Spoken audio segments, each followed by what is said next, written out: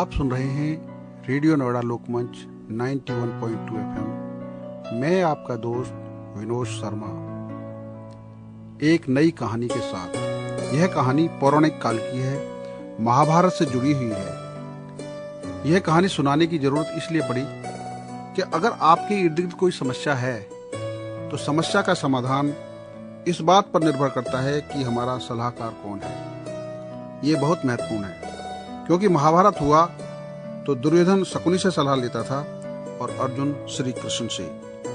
क्या है ये प्रेरक प्रसंग, ये आपको सुनाता हूं।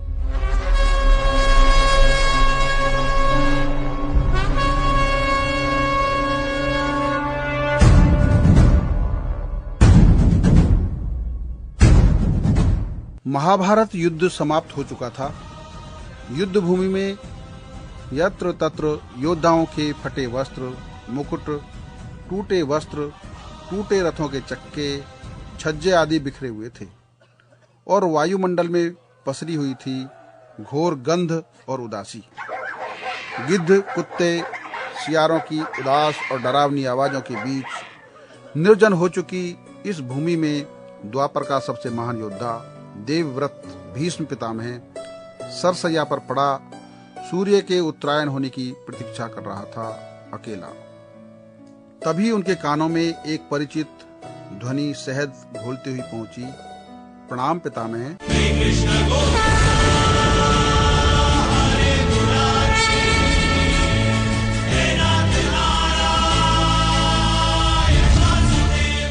भीष्म के सूख चुके अधरों पर एक मरी हुई मुस्कुराहट तैर उठी।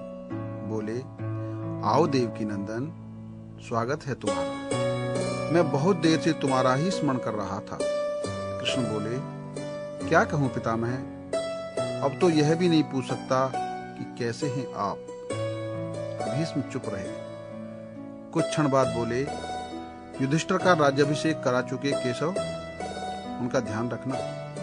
परिवार के बुजुर्गों से रिक्त हो चुके महल में उन्हें अब सबसे अधिक तुम्हारी ही आवश्यकता है। कृष्ण चुप रहे। भीष्म ने पुनः कहा, कुछ पूछूं केशव? बड़े अच्छे समय से आए हो। संभवतः धरा छोड़ने के पूर्व मेरे अनेक भ्रम समाप्त हो जाएं। कृष्ण बोले, कहिए न पितामह। एक बात बताओ प्रभु, तुम तो ईश्वर हो ना? कृष्ण ने बीच में ही टोका। नहीं पितामह, मैं ईश्वर नहीं, मैं तो आपका पौत्र हूं पितामह, ईश्वर नहीं। भीष्म उस घोर पीड़ा में भी ठटा के हंस पड़े।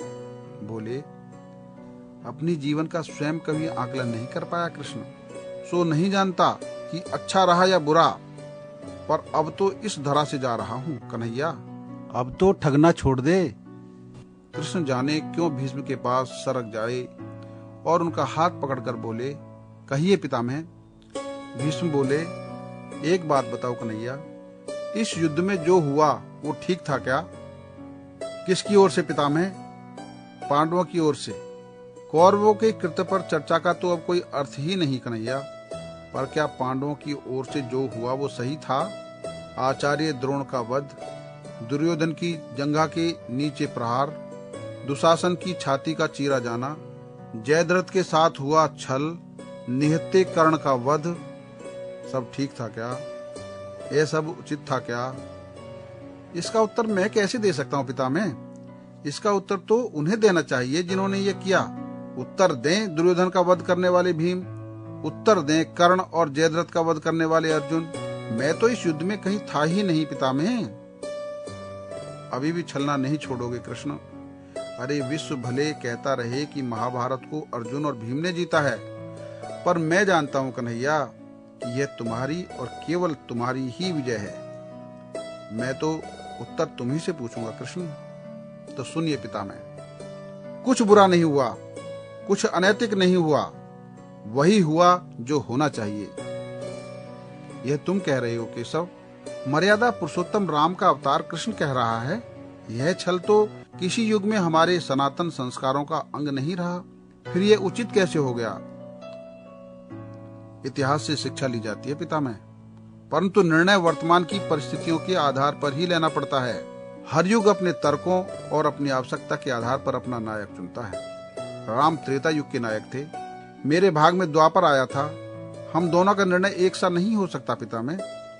नहीं समझ पाया कृष्ण, तनिक समझाओ तो।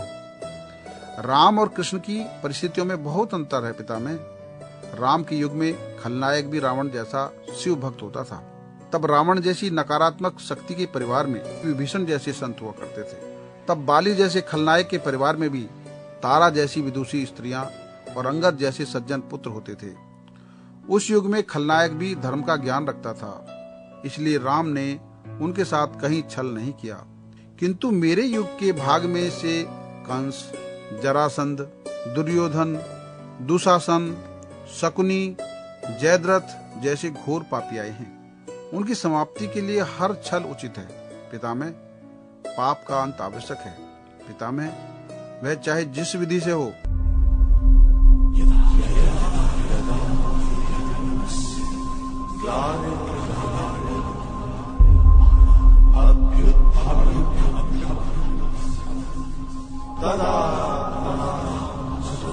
तो क्या तुम्हारे इन निर्णयों से गलत परंपराएं नहीं प्रारंभ होंगी केशव?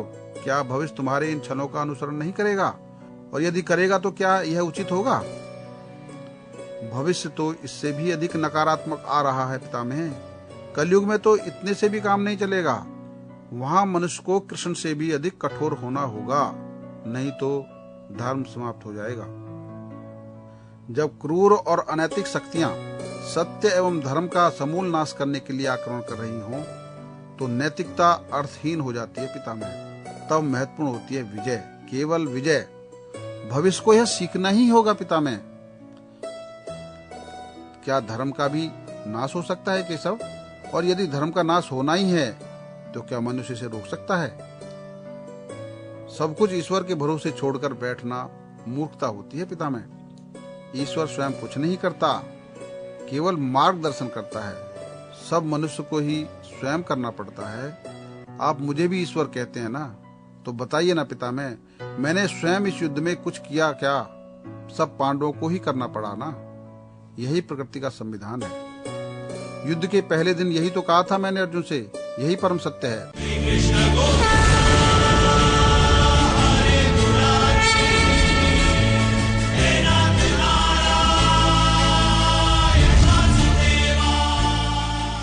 भीष्म अब संतुष्ट लग रहे थे। उनकी आंखें धीरे धीरे बंद होने लगी थी।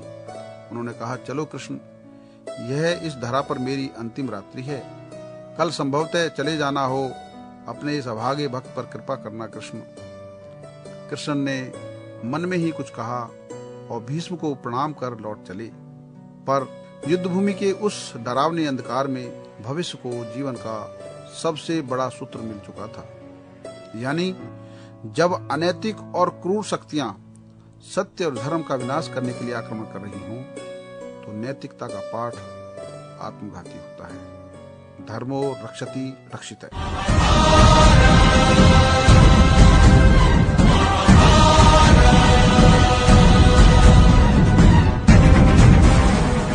यही बात आखिर में फिर दोहराता हूँ कि हमेशा याद रखें कि समस्या का समाधान इस बात पर निर्भर करता है कि हमारा सलाहकार कौन है। ये बहुत ही महत्वपूर्ण है, क्योंकि दुर्योधन शकुनी से सलाह लेता था और अर्जुन श्री कृष्ण से। यह कहानी आपको कैसी लगी आप मुझे जरूर बताइएगा।